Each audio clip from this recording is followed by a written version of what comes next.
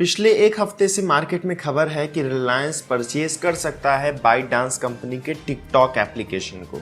इससे इंडिया में वापस आने की गुंजाइश है टिकटॉक की, क्योंकि ओन्ड हो जाएगी एक इंडियन कंपनी से। आइए इस वीडियो में हम बात करते हैं कि क्या वाकई में रिलायंस जियो परचेज करने जा रहा है टिकटॉक को, क्या कोई चांस है टिकटॉक का वापस आने के लिए इंडिया में।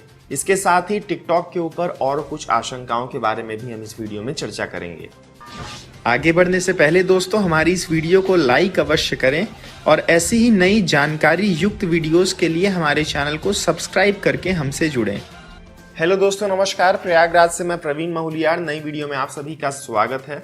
आप सभी को बता दूं, अभी हाल ही में आई एक रिपोर्ट वॉल जर्नल के हिसाब से टिकटॉक कुछ गलत काम कर रहा था। यूएस में ही नहीं, पूरे दुनिया में वो यूजर्स का डेटा कलेक्ट कर रहा था। लगभग 18 महीनों तक उसने किया भी। पिछले साल 2019 में उसने ऐसा करना बंद किया। गूगल और एप्पल कंपनी ने 2015 में कहा था कि कोई भी एप्लीकेशन जो कि गूगल और एप्पल कंपनी के प्ले स्टोर्स पे या ऐप स्टोर पे लिस्टेड हैं, वो यूजर्स का डेटा कलेक्ट नहीं कर सकता। डेटा जैसे कि मैक एड्रेस, आईपी एड्रेस, ये सब कलेक्ट करके स्टोर नहीं कर सकता है। पहले ही मनाही हो गई थी, लेकिन फिर भी एक लूप होल से टिकटॉक ने ऐसा किया। इसका पर्दाफाश अभी हुआ है, लेकिन टिकटॉक फिलहाल के लिए बंद कर दिया था 2019 में, तो ये बिल्कुल अच्छी बात नहीं है। पिछले कुछ हफ्तों से चल रहा है यूएस में भी एक प्रोपोगंडा कि यूएस गवर्नमेंट, मतलब कि डोनाल्ड ट्रंप सरकार बैन कर देगी बाइटडांस के सभी एप्लीकेशंस को यूएसए में। वीचैट को भी बंद कर देगी यूएसए में, क्योंकि चाइना का तनाव इस समय न ही केवल इंडिया से है बल्कि और भी देशों से है। अभी वो खतरा मंडरा रहा है, अभी तक बैन नहीं हुआ है, जल्दी बैन हो सकता है। इसी बीच ये भी खबर आई कि माइक्रोसॉफ्ट जल्द ही परचेज कर सकता है बाइटडांस के टिकटॉक एप्लीकेशन को, ना ही केवल यूएस में पर और भी कंट्रीज में। इससे उनके ऊपर बैन होने का खतरा हट सकता है। फिलहाल के लिए ये टिकटॉक के ऊपर पूरी दुनिया भर की खबरें थी।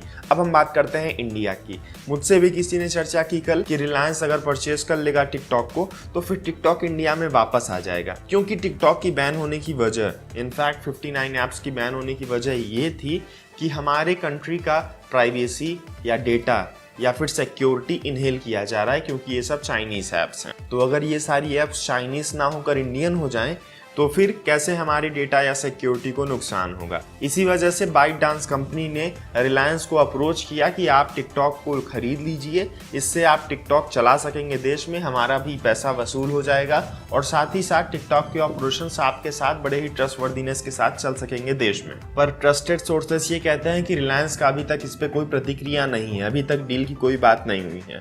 रिलायंस चाहे भी तो परचेज कर सकता है, क्योंकि रिलायंस का बहुत इंटरेस्ट रहता है। इनफैक्ट मुकेश अंबानी जी का ये माइंडसेट ही है कि छोटे छोटे बिजनेस में इन्वेस्ट कर दें, कल को वो बिजनेस जब बड़ा हो जाएगा तो उससे उनको अच्छा फायदा होगा। अभी कल ये खबर आई है कि नेटमेट्स जो कंपनी है जो कि मेडिसिन सप्लाई करती है घर घर पर, उसमें 620 करोड़ रुपए रिलायंस ने इन्वेस्ट किया। ईशा अंबानी का कहना है कि इससे देश में मेडिसिन की सप्लाई काफ़ी आसानी से होगी और नेटमेट्स में 100% ओनरशिप उन्होंने ले लिया है। नेटमेट्स की पेरेंट कंपनी वाइटलिक हेल्थ केयर में 60% ओनरशिप उन्होंने ले लिया है, मात्र 620 करोड़ इन्वेस्ट करके। कल को ये बड़ा हो जाएगा तो रिलायंस को फायदा देगा। इसी तरीके से टिकटॉक अगर वो परचेज कर लेते हैं तो टिकटॉक कितना तेजी से चल रहा है ये सब आप जानते ही हैं, तो उनको अच्छा फायदा होगा। लेकिन ऐसा करने से कहीं ना कहीं मुकेश अंबानी या फिर रिलायंस के छवि पर दाग लगेगा। दाग इसलिए लगेगा क्योंकि टिकटॉक को लेकर बहुत सारे लोगों के मन में हीन भावना आ चुकी है देश में। बिजनेस के नज़रिए से तो ये एक अच्छी डील होगी, लेकिन अगर बात करें इमेज के नज़रिए से तो कहीं ना कहीं रिलायंस को नुकसान होगा। और रिलायंस अपनी इमेज बनाने में बहुत मेहनत करता है, देश की सबसे बड़ी कंपनी है और मुकेश अंबानी जी दुनिया के चौथे सबसे अमीर आदमी हैं, तो शायद ये डील न क्रैक हो। अगर क्रैक भी होगा तो काफ़ी समय लगेगा। समय इसलिए लगेगा क्योंकि सरकार ने अभी हाल ही में 1-1.5 महीने पहले बैन किया है, और तुरंत अगर सरकार इसको वापस चालू करेगी ये देखकर कि रिलायंस ने इसको परचेज कर लिया है तो देश में एक मैसेज जाएगा कि सरकार रिलायंस से मिली हुई है।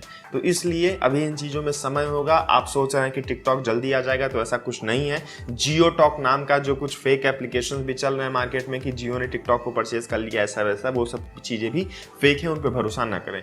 फिलहाल के लिए इतनी खबरें थी। मुझे उम्मीद है आप सारी बातें समझ गए होंगे। फिर कुछ नया अपडेट आएगा तो मैं आप सभी को सूचित कर दूंगा। अभी के लिए दीजिए मुझको इजाज़त। जय हिंद, जय भारत।